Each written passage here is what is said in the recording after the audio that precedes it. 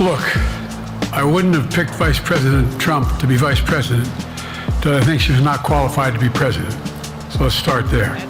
President Joe Biden yesterday in a news conference where right out of the gate, the first question about his confidence in Vice President Kamala Harris, he makes a gaffe and says that he wouldn't have picked Vice President Trump if he wasn't confident that she would be a good president. The drips continue, including two more congressmen from the state of Illinois, Democrats, coming out and saying that it's time for Biden to step aside. Illinois in Focus Daily. I'm Greg Bishop. Thanks for being with me. Like, subscribe, and hit that notification bell with America's Talking Network on YouTube, where we broadcast each and every weekday morning for you to understand what's going on in the land of Lincoln. So next week, we will be at the convention, the Republican National Convention, on the ground, talking with people one-on-one, and bringing you the latest on what's going on. So we'll be on the ground at the Republican National Convention. It's expected they will officially nominate former Vice President Donald Trump for another nomination. And then a few weeks after that, the Democratic National Convention up in Chicago will be taking place. And all indication is the Center Square will be on the ground there reporting as well. So be sure to like, subscribe, hit that notification bell to America's Talking Network, and stay plugged in. So yesterday, of course, President Joe Biden, it was quote unquote a big boy news conference. Even the White House using those terms. This comes after late last month, the president had a debate with Trump, which all indication is, and even the president admits, it was a bad night. And then he did some, rallies where he claims he brought thousands of people together. He then had a sit-down interview with ABC's George Stephanopoulos. He had NATO all this week, the North Atlantic Treaty Organization, their 75th anniversary. And even with that, there were some gaffes, some pretty noticeable gaffes, not just some of the prepared speeches he was giving with a teleprompter, where it was difficult sometimes there's some kind of slurring of words and mumbling of words, difficult to transcribe in a lot of cases. But even instances like this, where President Biden was getting ready to introduce President of Ukraine, Vladimir Zelensky, and instead introduced him as somebody else. Ladies and gentlemen, President Putin. President Putin. We're going to beat President Putin. President Zelensky. I'm so focused on beating Putin, we got to worry about it. Anyway, Mr. President. I'm better. You are a hell of a lot better. Thank you so much. All of these questions have Democrat leaders on edge and being asked a lot of questions as to Biden's mental and physical fitness to do the job for another 4 years. Governor J.B. Pritzker, one of those Democratic officials, having to field these questions, and he's been fielding these questions all week long. Don't forget, he was on a hot mic earlier this week where he said that he didn't like where the election was. And he made that clear yesterday at an event down in the Metro East St. Louis area when he was asked, well, what exactly did you mean in that hot mic comment? Well, all I was referring to is I don't like the polls, right? Joe Biden is behind by a couple of points nationally. I think we should be doing a lot better. I've certainly said that President Biden should get out there more, talk to the American public, make sure that he's communicating about the issues that are important to them and that the Democratic Party stands up for. And so I don't like the fact that we're behind, and I think we can do much better, and I'm going to go campaign for him and watch him win in November. So the governor being asked these questions all week long. He'll go to a ribbon cutting where he was yesterday at a couple of different events.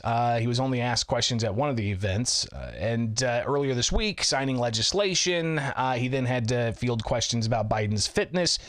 Is there somebody better to fill the role for the Democrats moving forward? Again, here is the governor. Oh, I think that we would have an excellent chance with any Democrat, except that Joe Biden is the one who's proved over 50 years that he is a patriot. He's somebody who believes in the working families of America, and he's delivered for them. So the president holding that news conference last night, pretty wide-ranging questions, and there was a select number of people who were allowed to ask questions. The president had a list in front of him, and he pulled that list out, started asking those individuals to stand up and ask their questions. And again, the first question was, do you have faith in Kamala Harris to be president? Here's President Biden. Look, I wouldn't have picked Vice President Trump to be vice president, but I think she was not qualified to be president. So let's start there. So the president, obviously a misstatement there in saying Vice President Trump to be vice president if I didn't think she would be presidential material. The press conference went through a whole host of things: foreign policy issues, domestic issues. The president at one point even started talking about, regulate guns, not girls. He talked about a button, and he started shaking his finger, talking about, more children are killed by a bullet than anything else. And, where's the fact check on that? Of course, studies that even the Biden administration has pointed to indicates that they're including, ages up to 19. Well, 18 to 19-year-olds are not children. They're adults. But regardless, the president making that statement and showing some, strong emotion there. But he was even asked about, obviously he's saying he's staying in the race. And he even talked about the delegates and asked directly if he would have the delegates, stay with him or free him up. But then the press conference finished up, and the last question was asked, and somebody else stood up and was able to get the president's attention and asked this question based off of the first response where he misnamed Vice President Kamala Harris, replacing it with Vice President Trump. Respectfully, earlier you misspoke in your opening answer. You referred to Vice President Harris as Vice President Trump. Right now, Donald Trump is using that to mock your age and your memory. How do you combat that criticism from tonight? Listen to him. This concludes tonight's press conference. So listen to him. I guess he's wanting the press to point out every time Trump fumbles. And Trump does make weird statements and misnames people, and I guess that's just a thing. But, that in comparison to other questions about Biden's mental fitness, including questions he was asked about should he take a cognitive test. He says he was taking cognitive or neurological exams, and, he'll take more neurological exams in the future, but, he doesn't see any doctors that say you need to take one. Or he says that nobody else has told him he needs to take one. I think all the questions being asked about whether or not you should take a neurological exam, it's probably people suggesting it's probably time to take a neurological exam. But again, the question about delegates was interesting. Biden did indicate that he would free up the delegates at the convention. And again, the convention's in August up in Chicago. Governor J.B. Pritzker yesterday, pretty confident that the delegates are going to stick with Biden. Well, they are. I mean, these are delegates who are elected to support Joe Biden. That is what they do at the convention, unless he steps aside, which he said he's not going to do. And so all of our delegates will show up at the convention. They'll vote for Joe Biden, and I believe Joe Biden will be our candidate and will be a great candidate beating Donald Trump. But we got a lot of work to do. We're all going to have to pull together to make it happen. So the governor then being asked why this has persisted so much, this line of this storyline. When you stumble in a highly watched debate, people want to know if you can continue, right? They want to know if you can overcome the bad press that you got during that debate. And I think they were slow out of the gates after the debate to make it clear to people that he's going to be the candidate and that he's capable of taking on and beating Donald Trump. And he's doing that now. He's convincing everybody. And I think that's great. So the governor continued with saying people are going to support President Biden. Who knows what the next couple of weeks are going to be because the pressure's still on. You have two congressmen from the state of Illinois who just recently put out statements that they are not in support of Biden being the nominee anymore. Congressman Brad Schneider said, "I love President Biden. I'm forever grateful for his leadership and service to our nation. The time has come, however, for President Biden to heroically pass the torch to a new generation of leadership to guide us to the future that he's enabled and empowered to pursue. In passing the torch now, President Biden has a chance to live up to this standard and seal his place in history as one of the greatest leaders of the nation and history has ever known. So again, these statements, the president seems to just brush off to the side. He was asked yesterday at that news conference. Back in 2020, he said that he was going to be a bridge candidate for a younger generation. And Biden saying, well, the job's not done. And he says that he has the wisdom and the history to be able to make this happen and to bring this vision he has. So that's why he's not passing the torch. But obviously not enough for others. Congressman Eric Sorensen. And again, these are congressmen that are up for election in 2020. And the question of, the top of the ticket, does that have an impact on the lower part of the ticket? President, does it impact who you're going to vote for congressman? Congress in the House, they're up every 2 years. Even in the State House, they're up every 2 years. So Congressman Eric Sorensen says, I'm hopeful President Biden will step aside in campaign for president. So you've got these elections coming up, some feeling pressure, some maybe hearing from their own Democratic constituencies saying, hey, what's going on? This is troubling. And even Republicans, when we talked with former State Senator Darren Bailey, a Trump delegate, he said that it's really kind of sad what's happening to Biden right now. Here's former State Senator Darren Bailey.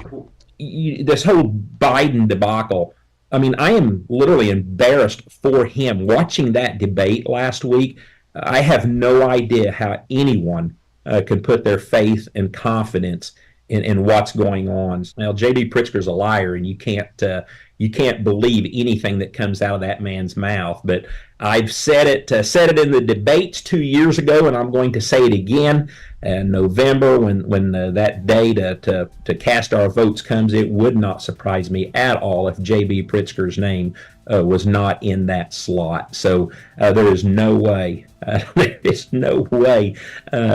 Biden can continue on the journey that he's on. It's just the debates showed and proved too much. I think a lot of people were shocked, but the agonizing thing is the amount of people who subscribe to that side of the aisle to sit there and stay behind that and say that that's okay, that's normal, I'm still going to support that party. That's the doom and demise that I think is going to drag our nation down. A lot more to come on all of this. Of course, we've got the Republican National Convention next week. I'll be on the ground, so be sure to like, subscribe, hit that notification bell with Illinois in Focus Daily at America's Talking Network. If you can't get the video, we do have the podcast, so find America's Talking Network and Illinois in Focus Daily, and get the podcast wherever you get your podcasts. All right, so a lot to happen in the weeks ahead, no question. I'm Greg Bishop. Thanks for being part of the program. Illinois in Focus Daily, each and every weekday morning here at America's Talking Network.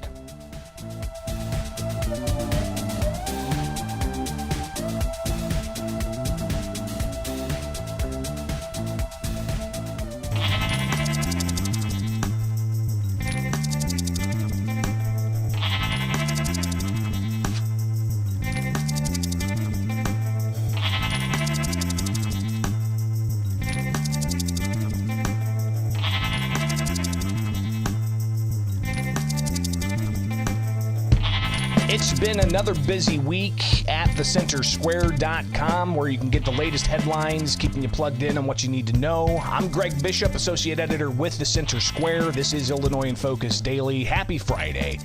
Again, next week, we'll be at the Republican National Convention to bring you some of the headlines, not just of what's going on with Illinois delegates, but you can also go to thecentersquare.com and plug into other states across the country. But let's take a look at some of the headlines from this last week with thecentersquare.com. So go to the page and you'll see, of course, some of the latest headlines at the very top.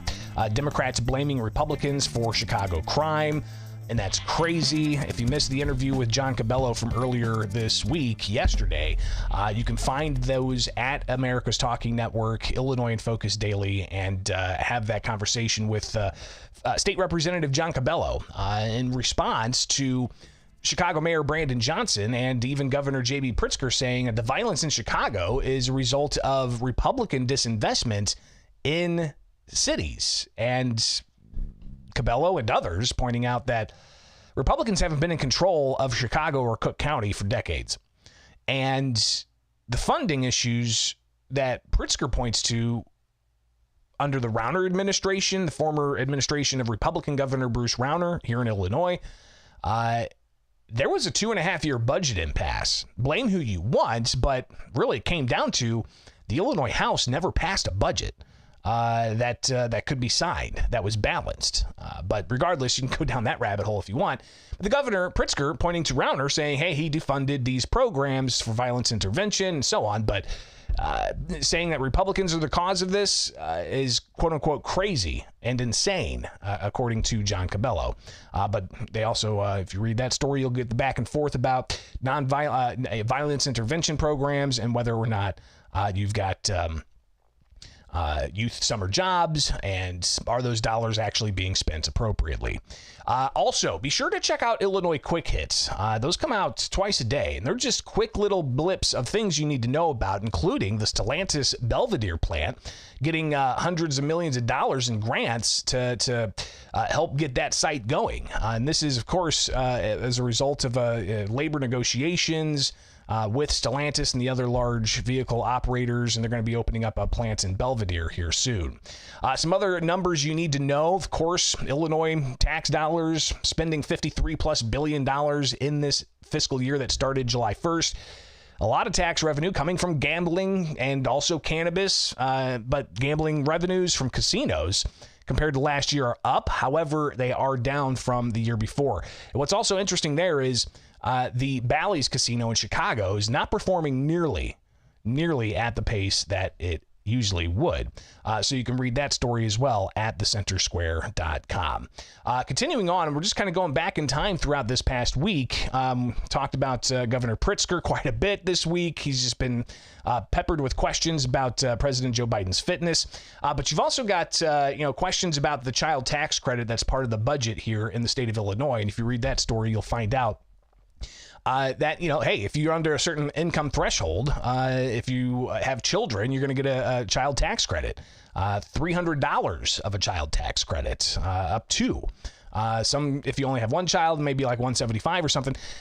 And while Democrats are saying this is going to be beneficial for working families, you've got a report from Kiplinger saying that Illinois is among the worst states in the country when it comes to working families. So let's go and check out that story here, because it's important to delve into these headlines a bit further, especially when it comes to looking at these reports.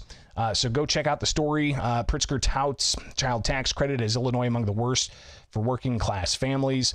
And you go and check out the Kiplinger report, where it lays out some of the things about Illinois in particular, and just how well it's doing for working class families. So let's go check out this article here from Kiplinger, where it goes through the 10 least tax-friendly states for middle-class families, and search Illinois. So Illinois, median household income, $76,708. 12% of income spent on taxes. Wow, 12% of income spent on taxes. While Illinois is a state that doesn't tax retirement income, you're out of luck if you're still working. Average income taxes for the middle class reach nearly $5,000, and property tax bills in the prairie states are on the high end too. We're among the highest property taxes in the country. To make matters worse, Illinois is one of only 13 states that taxes groceries. Now, the grocery tax is going to come to an end at some point, but not for this fiscal year. That's actually going to come to an end, I believe, in 2026. I'll have to double check those numbers, but go and check that story out. Again, at thecentersquare.com. People asking questions. While the tax credit may be beneficial, we still pay among the highest taxes in the state, in the country. Jobs, tax rebates fuel Northwest Illinois real estate markets, the Rockford area. Those of you living in Rockford, I'd love to hear from you. You can email me, bishoponair at gmail.com. Find me anywhere. Just search Twitter, X, Facebook, and so on.